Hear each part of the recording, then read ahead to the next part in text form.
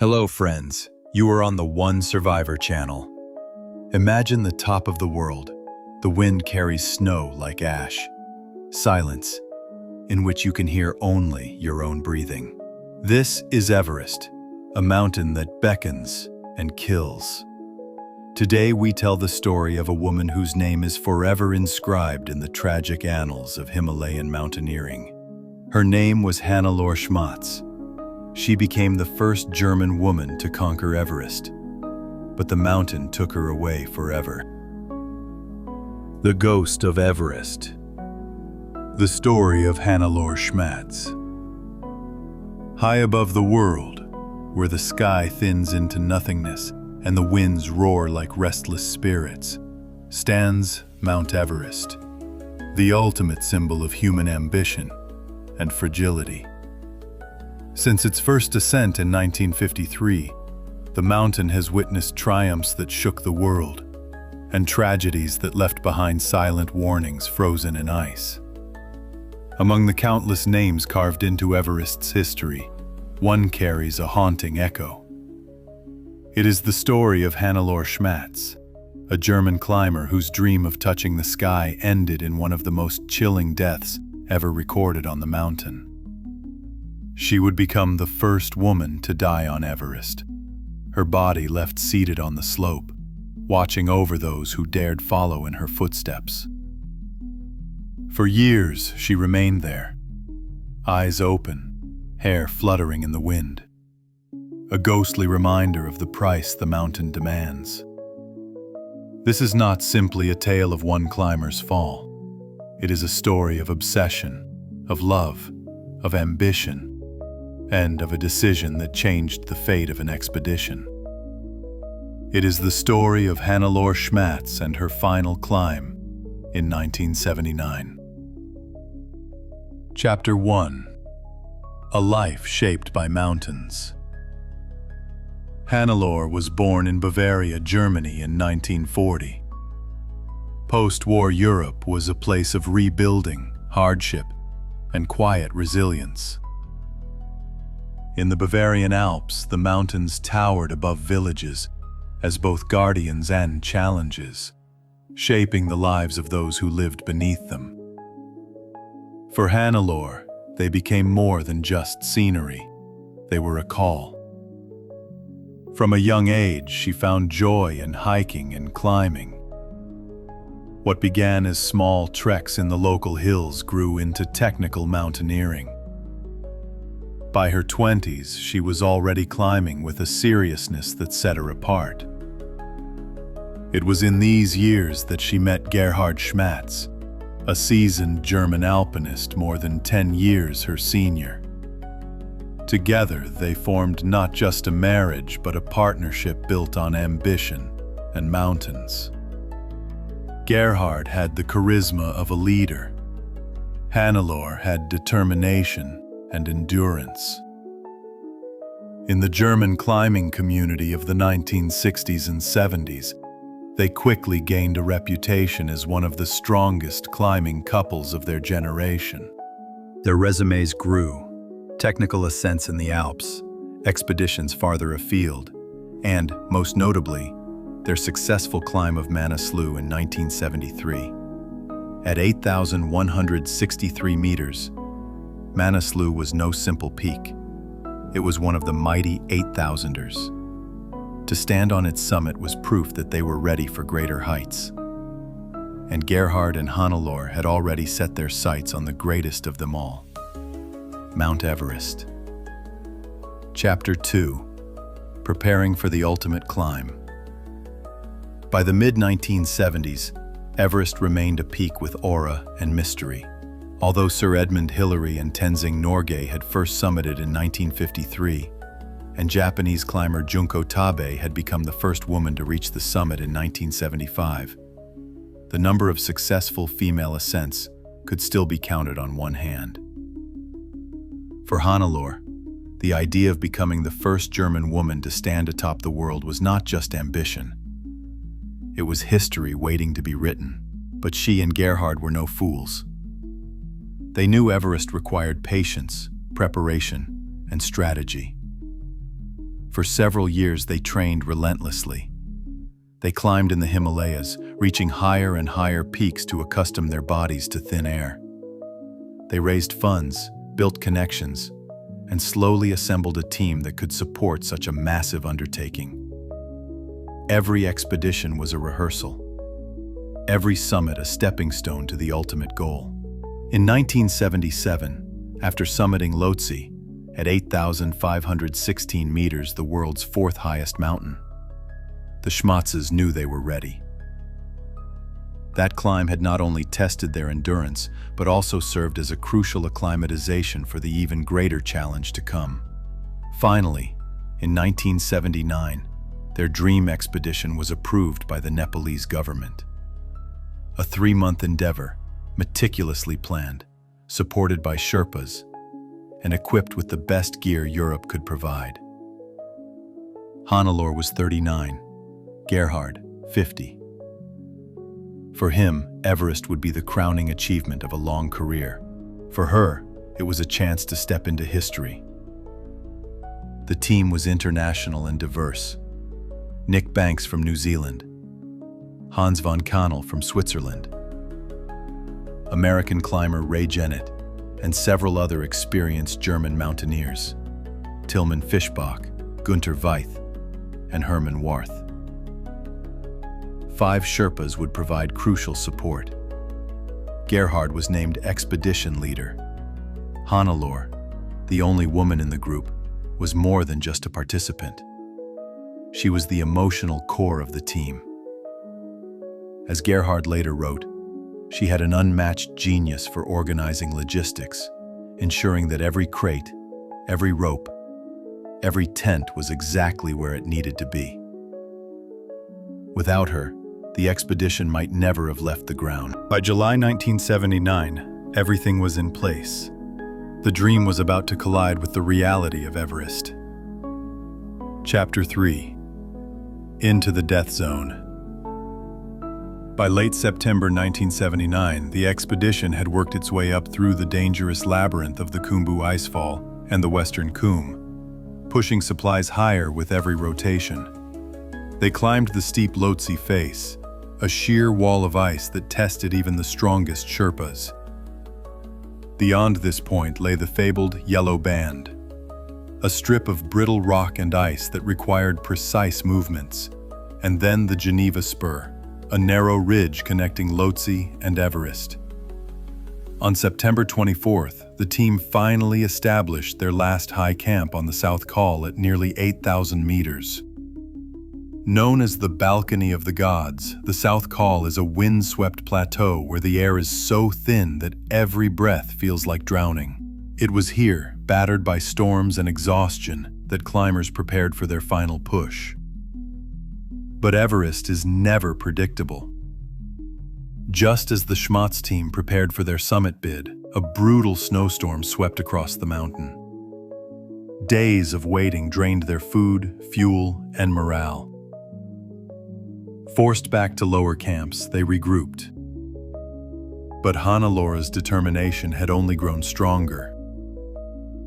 When the weather cleared, the team made a fateful decision. They would split into 2 groups. Gerhard would lead the primary summit team, the strongest climbers, moving fast, aiming to secure the expedition's success.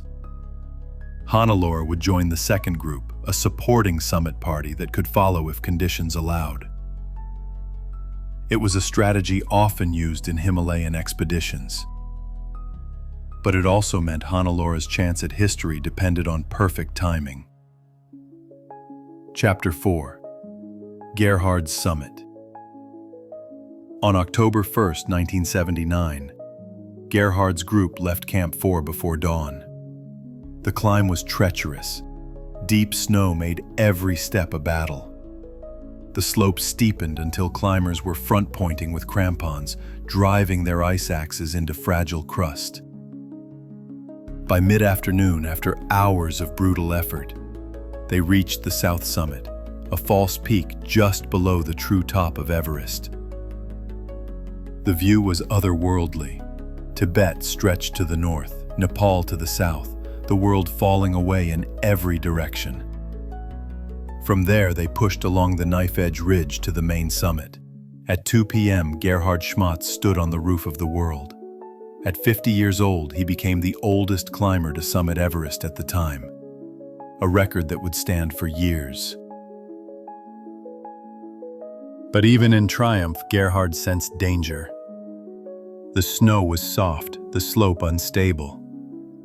Falls occur again and again due to the steepness and poor condition of the snow, he later wrote. The crampons cannot hold on the ice. It is extremely dangerous.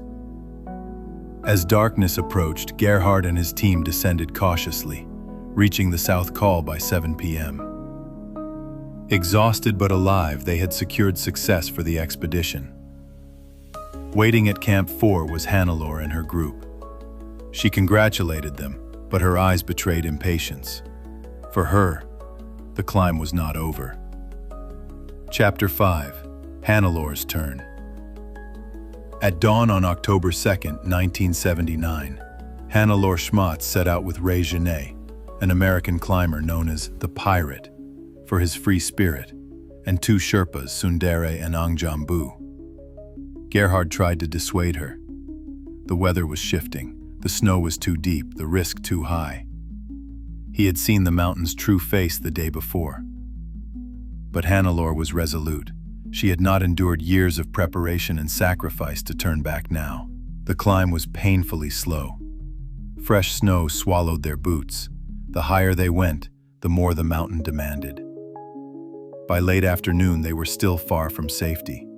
And yet, against all odds, at 6 p.m., they reached the summit. Hannelore Schmatz became the fourth woman in history to stand on Everest Peak, and the first German. A moment of triumph, a lifetime dream realized.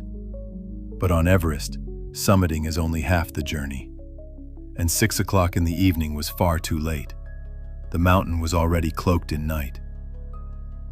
As they began their descent, exhaustion set in. Every step downward required more strength than they had left. Ray Genet stumbled repeatedly. Hannelore faltered. The Sherpas urged them on. "Move! We must go down!" But the climbers were collapsing. At around 8,500 meters, they stopped. Ray insisted they rest. Hannelore agreed. Against the desperate protests of the Sherpas, they huddled together on a small ledge, deciding to spend the night in the death zone. Above 8,000 meters, human life cannot last. The body begins to shut down, deprived of oxygen, warmth, and strength. It was a fatal mistake. When dawn broke, Sundare Sherpa tried to rouse them. Ray Genet was dead, frozen in the night. Hannelore, frostbitten and delirious, could barely move. The Sherpas, horrified, knew they had to get her down quickly. Step by agonizing step, they guided her lower. But at 8,300 meters, Hannelore collapsed. She leaned against her backpack, eyes open, lips cracked, and whispered her last words. "Water, please." She took a single sip, closed her eyes, and never rose again. Chapter 6. The German Woman of Everest. When Hannelore Schmatz breathed her last breath on the icy slopes of Everest, she entered a grim fraternity of climbers who never came down. Her Sherpa companions, frozen and exhausted, had no choice but to leave her body where it fell. She remained seated, propped against her backpack, her eyes half open, as if still staring across the void toward the South Col. Her hair, loosened from her hood, fluttered in the Himalayan wind. At just 39 years old, she became the first woman and the first German to die on Everest. The Sherpa Sundar stayed with her for hours, unwilling to abandon her, convinced that others would soon arrive to retrieve the body. But no one came. Eventually, frostbite began to ravage his hands and feet. By the time he finally descended, Sundar had lost most of his fingers and toes, but he survived. Gerhard, waiting below, received the devastating news. He had lost not only his wife, but also his closest climbing partner. "I watched my team return," he later said, "but I was left completely alone." I had lost Hannelore. Chapter 7. The Ghost on the South Col. In the years that followed, Hannelore's body became a landmark for climbers ascending from the South Col.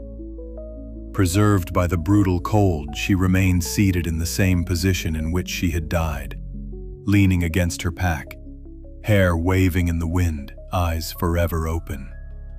Mountaineers gave her a name, the German woman of Everest. For decades, those who climbed the southern route reported the same haunting sight, a woman looking eerily alive, appearing to watch them as they passed. Norwegian climber Arne Næss Jr., who summited in 1985, described her presence in chilling detail. She rests against her rucksack about 100 meters above Camp 4, as if she has paused for a short break. Her eyes are wide open, her hair blows in the wind. It feels as though she is following me with her gaze. To climbers pushing their bodies into the death zone, Hannelore was more than a corpse. She was a reminder, a warning, that Everest allows no mistakes. Her body became one of Everest's infamous grim markers, alongside others known only by nicknames: Green Boots, Sleeping Beauty, the German Woman. Ghosts who remained as warnings to the living. Chapter 8. Attempts and Legends. In 1984, 5 years after her death, a Nepali police inspector named Yojendra Thapa and Sherpa Ang Dorje attempted to recover her body. The sight of her frozen figure had unsettled many climbers, and there was pressure to bring her down. But Everest does not give up its dead so easily. As they tried to move her body from its frozen perch, both men slipped, falling to their deaths. Their attempt became yet another tragedy written into the mountain's lore. For nearly 3 decades, Hannelore remained on the mountain, her open eyes and seated posture terrifying and humbling climbers who passed. Stories of her spread among base camp tents like ghost stories told around a fire. Some swore that her gaze followed them. Others claimed they felt an overwhelming sense of dread when passing her spot, as if she was silently warning them to turn back. Finally, in the early 2000s, a fierce storm swept across the mountain. Winds screamed at hurricane force, scouring the ridges and cliffs. When it passed, Hannelore's body was gone. Climbers who had always seen her on the South Col reported only empty rock and snow. It is believed that her remains were blown over the Kangshung face, a sheer drop of thousands of meters, disappearing forever into the abyss. And so, the German woman of Everest became a legend. She was no longer a body on the slopes, but a ghost, part of the mythology of the mountain. Chapter 9. Lessons from the Tragedy. When climbers look back at the fate of Hannelore Schmatz, they often ask, why did it happen? The first and simplest answer lies in the timing. Reaching the summit of Everest at 6 o'clock in the evening was far too late. Most successful climbers aim to stand on the peak by midday, giving themselves enough daylight to begin the descent. Every hour spent in the death zone drains the body's strength. For Hannelore's team, exhaustion and nightfall sealed their fate. The second reason was the snow conditions. That autumn, the mountain was loaded with unusually deep snow. Moving through it was like wading through quicksand. Every step burned precious energy. By the time Hannelore and Regine reached the summit, their reserves were gone. There was nothing left for the descent. Another factor was the human drive for ambition. Hannelore's husband Gerhard had tried to warn her of the risks. He had seen the instability of the slopes, the weakness of the snowpack. He pleaded with her not to go. But she could not imagine leaving Everest without trying. After years of training, preparation, and sacrifice, she was unwilling to walk away without touching the top. And then there was the decision to bivouac at 8,500 meters. Spending the night above 8,000 meters without proper shelter or supplemental oxygen is essentially a death sentence. The body cannot rest or recover. It only deteriorates. That night, Genet froze to death. Hannelore survived until morning, but barely. In the end, her fate was not the result of one mistake, but of many small ones. Late summit, deep snow, exhaustion, ambition, and the cruel mathematics of altitude. Chapter 10: Legacy of the German Woman. For decades after her death, Hannelore Schmatz remained a fixture on Everest's southern route. Climbers whispered about her before their ascents, wondering how they would feel when they saw her. Some described it as surreal, like passing a silent guardian. Others said it filled them with fear. She became one of the mountain's enduring warnings, a reminder that Everest does not forgive missteps. Her story also reshaped the perception of women in high-altitude mountaineering. Hannelore was not the first woman to climb Everest. That honor belonged to Junko Tabei of Japan in 1975. But she became the first woman to die there, a tragic symbol of both progress and peril. She showed that women were just as capable and just as vulnerable in the high Himalayas. For Gerhard Schmatz, her husband, the expedition marked the end of his climbing career. He returned to Germany broken, haunted by the memory of watching his team return without her. "I had lost my partner," he wrote, "not just in life, but in the mountains, where we truly belonged together." The attempts to recover her body, which led to further deaths, only reinforced the grim reality that Everest rarely releases its dead. Climbers often say that the mountain holds on to them, as if claiming them as its own. When the storm of the early 2000s finally swept her remains over the Kungshung face, it was as though the mountain itself had decided to hide her away. No longer a marker on the South Col, Hannelore became something larger, a ghost woven into Everest's myth. Her name lives on in expedition records, in the memories of climbers who saw her, and in the cautionary tales told to those who still dream of reaching the top. She stands as a symbol of the razor-thin line between triumph and tragedy. Hannelore Schmatz climbed to the top of the world. She achieved what only a handful of women had ever done before her. But Everest demanded its price. She remains a part of the mountain's history, a story of ambition, endurance, and the ultimate cost of chasing dreams too far into the death zone. This is not just the tale of one climber. It is a reflection of what Everest has always been, a place of awe and danger, where every step upward can be the beginning of a descent into tragedy. And though her body is gone, the legend of the German woman of Everest continues to haunt the mountain, whispering a warning to those who dare to follow. Thank you for supporting our channel with your subscriptions and likes. Don't miss the next story. See you soon, friends.